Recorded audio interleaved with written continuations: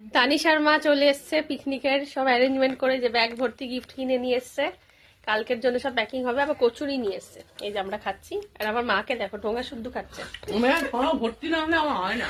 আর টাকা পয়সা গুনছে কি সব আগের দিন সব ক্যাশ ফ্যাশ কি জানো ক্যাশ কালেক্ট করেছিল। তো এই আর কি, এখন খাওয়া দাওয়াটা হোক, তারপরে গিফট র্যাপ হবে। আমিও তো এখানে কচুরি তরকারি।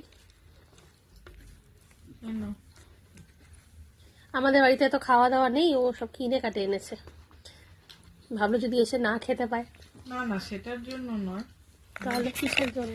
আমি এনেছি যে সকালবেলা কাকিমা শুনলাম পোস্ট অফিসে গেছে, তুমি স্নান করতে যাবে, আমার খিদে পেয়েছে, গিয়েই মানুষকে বলবো আমাকে খেতে দাও। আমার মা কড়াইশুটির পুর বানিয়েছে, কচুরি হবে দেখে ময়দা মেখে রেখেছে, এই যে এটা আমার রেখে বেরিয়েছিল। সব এক জায়গায় রাখলাম, এবার আপনি দিদিমণি দেখে নেবেন। পিকনিকে তোড়জোড় শুরু হয়ে গেছে, খেলাধুলা যে হবে তার গিফট গুলো। তানিশার মা কি কি কিনেছো বলবে না? বলবে না, না, সিক্রেট সিক্রেট। সিক্রেট।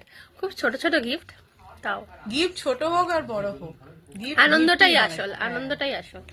তো আমাদের আনন্দ, ছোট গিফট পাওয়া মানে এক্সাইটমেন্ট আজ থেকেই শুরু হয়ে যাচ্ছে। চলো আস্তে আস্তে সব ব্লগ আসবে।